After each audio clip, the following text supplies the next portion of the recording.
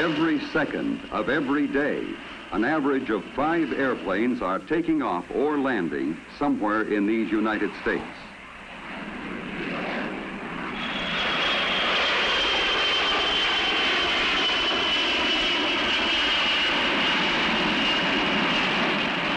Every day, our airlines fly, on the average, a distance equal to 4 round trips to the moon.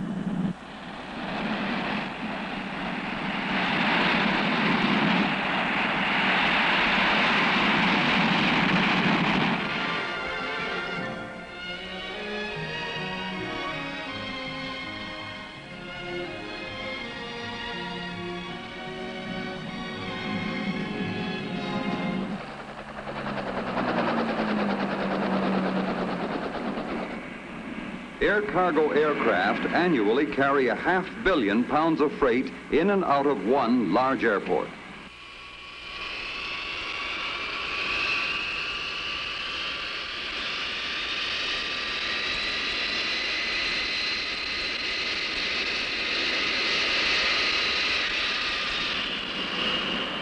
So it all adds up to a lot of activity. As many as 50,000 passengers pass through a major terminal in a day, most of them with luggage. There are going to be continually more passengers. These passengers are going to fly more miles, and they are going to fly them faster.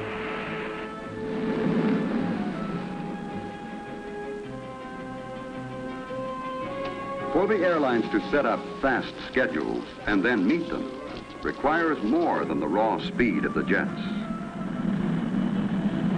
For you to have breakfast in New York and then be in Los Angeles in time for a second breakfast involves a lot more than the flying time from coast to coast.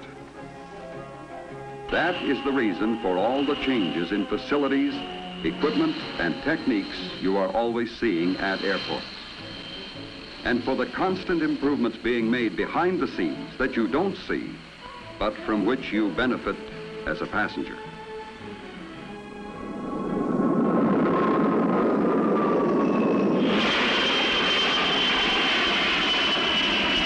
Each flight consists of innumerable, seemingly unrelated items, people, and activities that must be brought together for a temporary but specific purpose. How is it possible to coordinate all that is required for a flight, for flight after flight, day after day, and still to include provision for last-minute changes? May I help you? I'm booked for 7:30. Is there any chance of getting out earlier? Be glad to check for you, Mr. Thompson. Hello. Do we have any space on Flight 210 to Los Angeles? Thank you. I can book you on a 3 o'clock departure for Los Angeles, sir. Oh, good. All right, sir. To check your bag.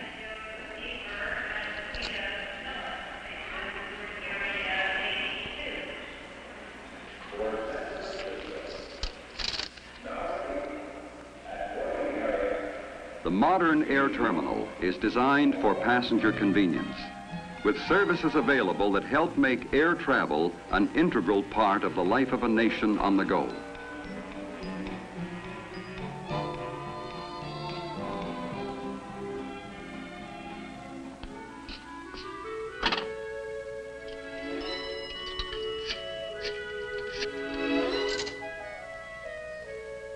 This is a credit card call. Credit card number 232. Hello? Is that you, Daddy? Can we come to the airport? Here's Mommy. Hi. Hi, honey. Well, we finished early, so I'll be home at 5 o'clock instead of 7:30. Flight 210 at 5 o'clock. Your son would like to talk to you. You got something for me?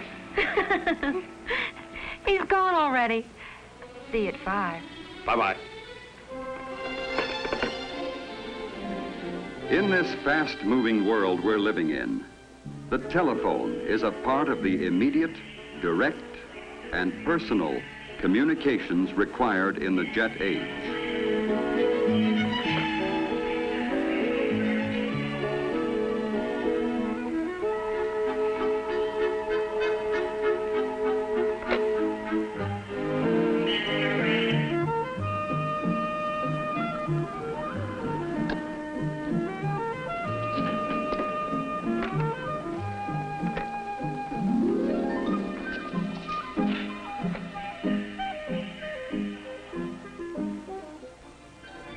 And so many kinds of information are transmitted over communication lines. For instance, the weather in Phoenix is clear and the temperature 76 degrees.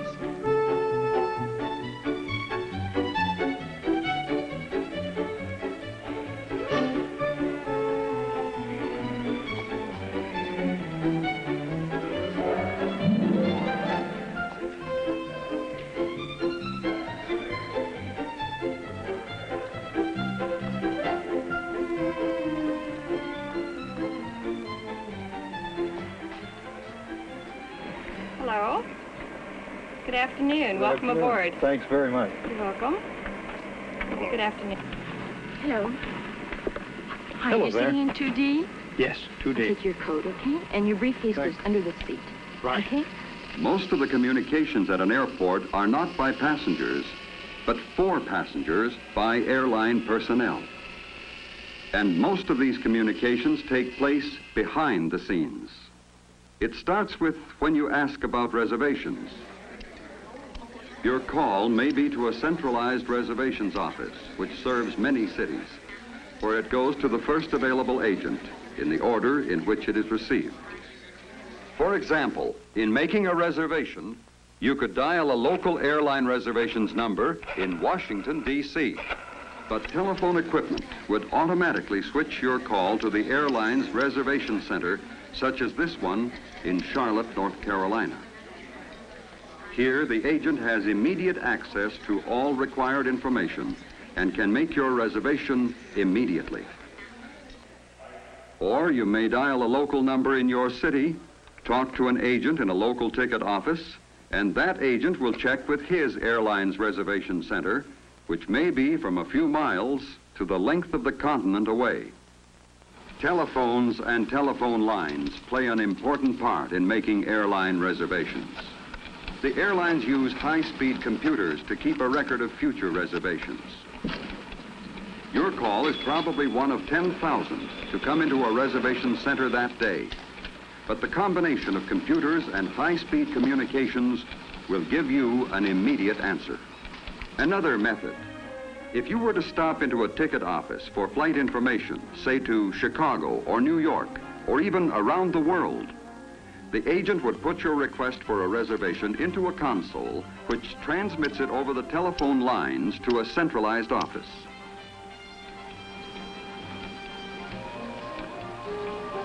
Within a second, the answer comes back. If you book the flight, the agent puts that data into the console for transmission to the reservation center for relay to the computer. Other reservation agents across the country now have this information available. Passengers board the plane only a few minutes before takeoff, but long before this, preparations for the flight are begun. Of course, some problems are bigger than others. Would you send up the seatbelt extension right away, please? Thank you. Preparations center in the airline's dispatch office, which is the funnel toward which all other company operations, equipment scheduling, maintenance, crew scheduling, ground operations, and reservations are directed. Need information to schedule fuel load for Flight 210 to Los Angeles. What's the payload look like? Haven't any passengers booked. We're picking up considerable freight. We'll call you back as soon as we can. Before the flight, the passenger manifest comes in from reservations. Then, immediately after takeoff, the passenger total will be teletyped to all downline airports. The number of meals that are put on board is determined from the manifest. The flight captain has checked with the dispatcher and now looks over the weather reports and charts en route. He's now preparing his flight plan, which will be forwarded by teletype to the Federal Aviation Agency Air Route Traffic Control Center. Direct communications are used for last-minute changes. We'll need 4 extra meals. One of those must be a salt-free diet. No smoking, and please fasten your seatbelt. Oh, thank you. You're welcome. Oh, that's handy. Now we can take off. Yeah, you're all set. All set and on time. Ground control, United 210. Taxi clearance, please. Instrument flight plan, over. This is O'Hare Ground Control, cleared to runway 32 left. Taxi by the outer circular taxiway. Hold clear of the active. Contact the tower 118.1 when ready to go. United 210, roger.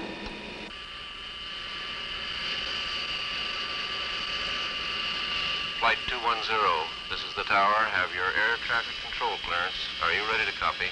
United 210, go ahead.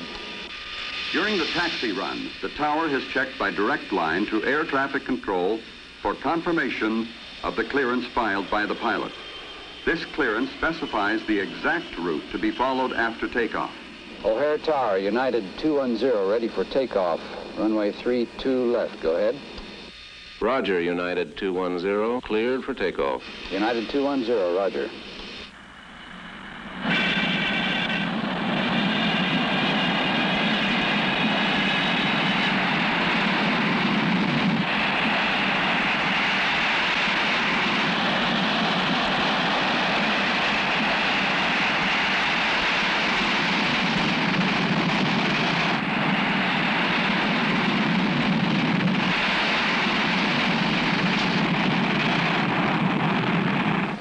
The takeoff is being monitored in the tower by radar departure traffic control of the Federal Aviation Agency.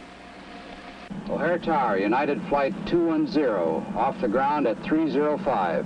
Roger, United 210, radar contact. Traffic at 3 o'clock, 2 miles eastbound. Traffic 10 o'clock southbound, 4 miles. Over. Radar departure traffic control now gives United Flight 210 current position, heading to take, altitude assignment, and reporting instructions.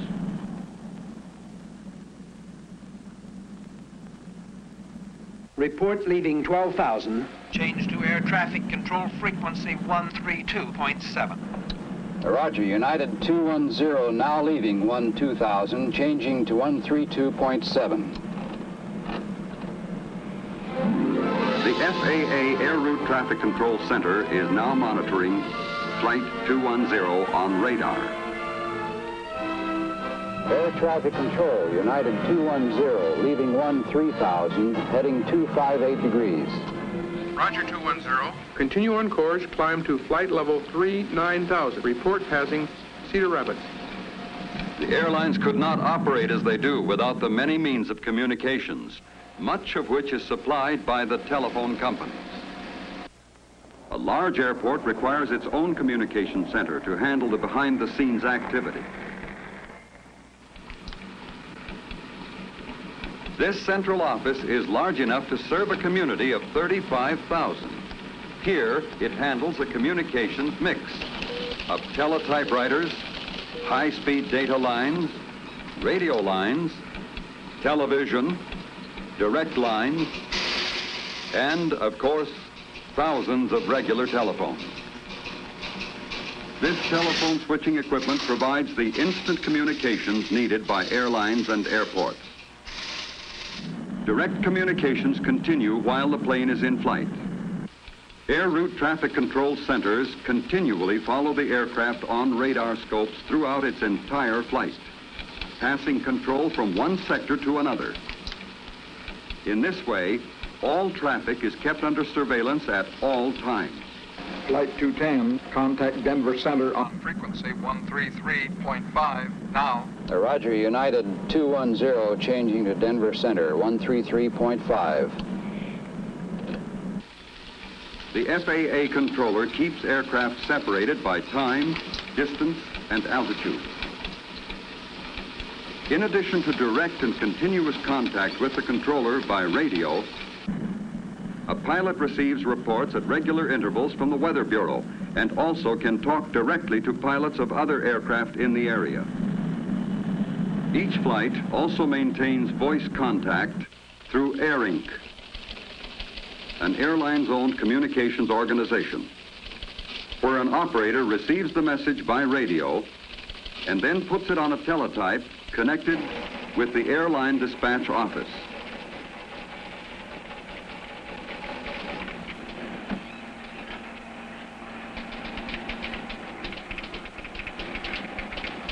The information is entered on a flight progress chart and put into a computer where it is available for reservations and information agents throughout the airline system.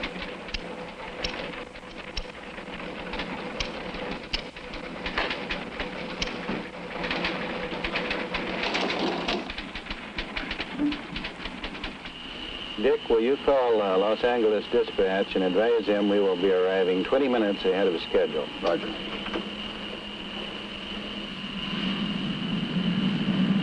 At Air Inc., a connection can be made for direct communication between the aircraft and the dispatch office.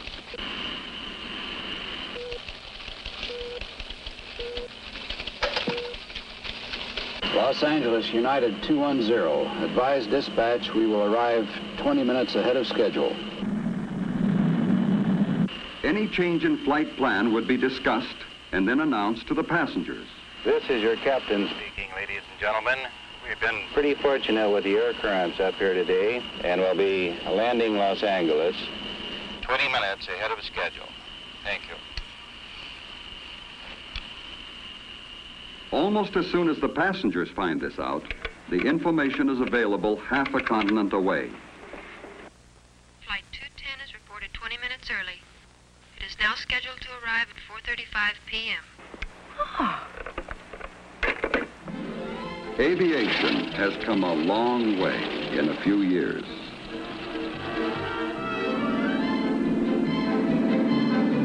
And communications also have come a long way in a few years.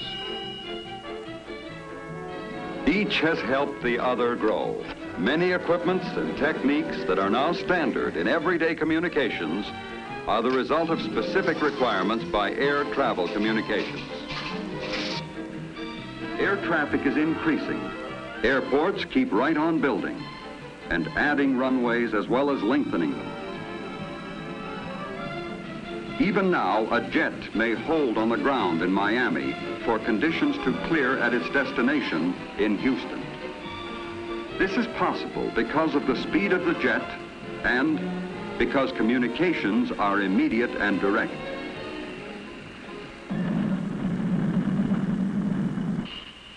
Gear down, fan check. Los Angeles approach United 210, outer marker inbound. Roger, 210, clear to land. United 210, clear to land.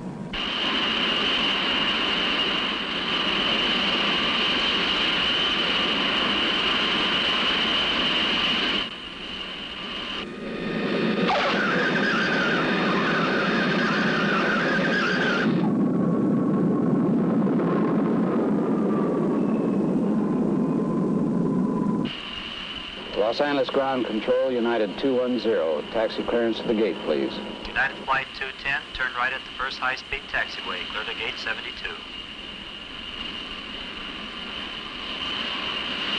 Flight 210 now arriving at gate 72. Is that Daddy? Yes. Come on, children. When you fly, there's a lot of talk by a lot of people about your trip. When you make a reservation, you are provided with immediate information as to the status of your flight. As a passenger, it's just a matter of boarding the plane and enjoying the trip. While in the air, your aircraft is in constant touch with many sources of information. This is all because, along with your reservation, you also reserve the benefits of modern communications.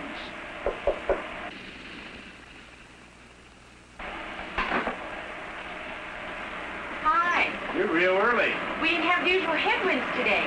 And I love it. Have a date for dinner tonight. Oh, that's fine for you, but my wife's going to pick me up, and I told her this plane wouldn't be here for, almost 30 minutes yet. She may surprise you. Wouldn't be the first time. Bye now. Bye. Thanks for a great trip. You're welcome, sir. Bye-bye. Goodbye now. Goodbye. That was a wonderful meal. Thank you. Come back again real soon. Thanks for being so nice. Good evening.